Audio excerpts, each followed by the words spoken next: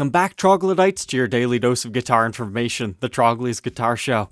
Kind of a late upload tonight, simply because I had to go to the emergency room. Mishap in the kitchen at the Trogly house tonight, but everybody's doing okay and in the healing process. So let's go ahead and hunt a couple of guitars here tonight.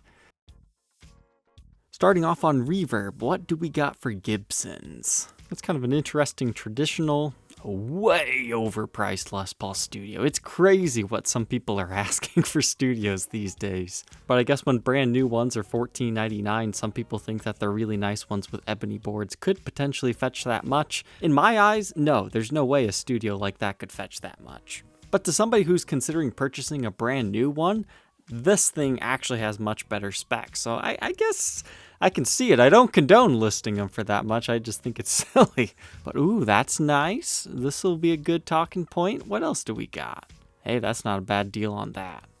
So starting things off with the 2015 traditional, we've talked about these enough, I think. It's got the 2015 specs like the wider nut width and the 0 fret nut, the auto tuners, the Les Paul logo. But this top is kind of interesting. The yellowness of the maples really coming through that blue color. I don't know if I like it or not. It's just interesting. It's like it needs some additional dyeing to look more traditional, but kind of a nice flame top at the same time. But now this, I need to get an early 80s 335 because they are very well respected. I mean, this one being kind of a custom color, I would say. It's got the Tim Shaw PAFs in it. It looks like Nashville style bridge, so not necessarily one of the reissue versions. But that pickguard's freaking me out. You can find Les Paul standards in this configuration as well. They kind of cream with age, so you can't even see the binding along the edges, but it is there. Kind of reminds me of a white penguin. Anytime I see something that's white and then has gold hardware, I now think of that. This thing's actually in pretty good shape. Okay, there we go. Maybe not. It's got all the finish checking. I wonder if this is actually pearl white. Because pearl white was a limited edition color that has just a little bit of sparkle to it. In photos, it really doesn't look that much different between regular white. So a lot of people don't even realize that they have that color on their Les Paul. But judging by these photos, I think it might just be regular white.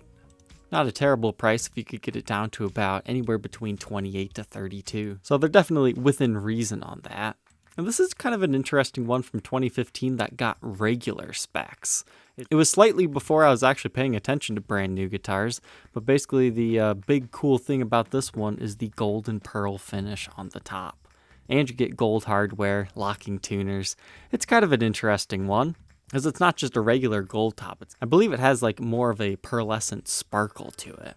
And maybe not as brilliant of a gold as a regular golden color. I mean, like right here, it almost kind of looks lime greenish. So an interesting limited edition nonetheless.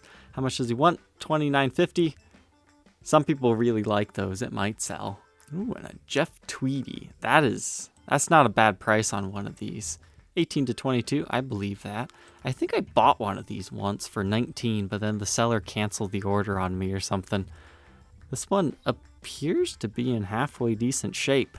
I love this because it reminds me of an old Melody Maker from the late 60s. They had that natural neck with the painted backs. I'd imagine that's kind of a throwback to that, but these were done in 2012. That one actually looks pretty clean. No dings, dents, cracks, scratches, absolutely perfect. Be careful with that word, man, because somebody's going to buy it and then send you a photo of a scratch on the top and ask for $600 back. That's why I always play my listings safe, and I undersell my stuff. Looks like the only other one is in Australia right now for about $3,000. The current market seems to sit between about 17 to 25. Yep, there's another dealer at 25, so I really think that is a very fair price. Like for the condition that this thing is in, I would actually consider it a deal. So I'll make him an offer on that. Maybe we'll finally get to review one of these things. I'd like to learn about that guy. So we've had some luck so far. What else do we got? A Gibson N225, that is a fair price for one of those. Usually people are always asking like $1,200 to $1,300, and unless it's like the pinstriped one in really clean shape, they normally don't sell for that much. Ooh, this reminds me of a really cool Flying V that I saw today. I think we'll run into it here in a minute. Yeah, there it is, right here. Did you guys know this was a thing? Apparently it's a AMS Zounds exclusive. Looks like they even have one for Epiphone in the 58 style Flying V. That's actually pretty cool. They really do not advertise their stuff well enough, because this is a cool custom color just for them. Instead of that boring natural finish on the 2018s, they've got this like army green color. I think it looks great with the black plastics. It's starting to remind me of the Government series in a weird way. Even though they didn't make green guitars, they were kind of a tan color. If I was going to review one from this model, it would definitely be one of these, because you don't see that color too often. Olive drab green. Usually that's reserved for custom shop guitars. That's the first USA I've seen like that. Actually, I'll take that back. The Chicago Music Exchange SG standards have that as a color option. However, that one looks super glossy, whereas this Flying V almost looks satin-like. If it truly is satin, I think that's what's given this that really cool vibe. Here's a pretty nice SG Pro from Olivia's Vintage. All things considered, I mean, it's priced at the top of the market, but it appears to be a very nice example. I love that ring right there. You've got the embossed Gibson P90s. Original Bigsby appears to be in good shape. Yeah, it looks like you got some chipping on the Gibson logo. It's always hard to tell the true condition when the photos are so good. But from what's provided to us, it appears to be in okay shape, maybe just a little bit tattered along the headstock. Interesting. I never knew that about the SG Pros. So it has double layered binding, kind of like the Spotlight Specials. So black on the outside and cream on the inside. Huh, interesting. Maybe I'll have to check one of those out now that I know that small little fact. This one might be interesting to talk about. A Gibson Starburst. I feel like we've seen one of these before in our episodes. You got a quilty maple top on an acoustic. That just seems wrong. Then flamed on the back and a multi-piece neck. But I guess what's making this one special is it's a 30th anniversary. Oh, that was just last year, 2019. I think I vaguely remember these things coming out, but apparently they only made 30 of them. So there must not have been too much demand for this particular model if they only made that many. Yeah, I remember talking about these. I just don't remember in what episode. It was probably like one of the very first hunting episodes, I would guess. Let's see, somebody has made me a counter offer here. I was trying to get it for 18 shipped, which it's a fair offer. It's not a low ball by any means. But it appears he's pretty well firm, so I mean, top dollar for one of those right now I see is about $2,500. So once you take out all the exorbitant fees, I mean, I wouldn't be able to get out of it.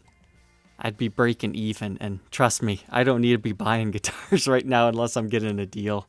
But that is a fine deal for someone. And we'll end this episode off with two decent prices. So earlier we were looking at this one at like $1,800. This one's $12. I think that's the highest that any studio should be listed for. Unless you're talking studio customs or studio standards from the early 80s. Or particular super flame top models. Those can go up to like 15, 16. This one has a little bit of yellowing to the headstock. That likely means there was a clip-on tuner or some sort of a capo on it for a long period of time. Maybe a small touch-up here. As far as these Arctic White studios go, I mean, geez, that gold hardware is perfect. The ebony fretboard, you really don't have to be ashamed to pay $12 for this example. It is nice. If you're looking for something super clean, yeah, make them an offer. Anywhere between $1,000 to $1,200 I think is fair game on that one. And of course, a nice deal like this shows up on a guitar. I was just shopping for somebody a Les Paul Standard. They had sent me a different guitar that we'll talk about in a different episode where we were kind of trading some stuff. So once I had that guitar, I was just going shopping for him. He wanted a Les Paul Standard. The other guitar he wanted was a PRS. I might be mixing the two people that just did something similarly. But this one looks like some sort of a scratch right here. A couple of dings. A decent top for one of these. I mean, the early 2000s Les Paul Standards. Fantastic guitars. 18's definitely a fair price.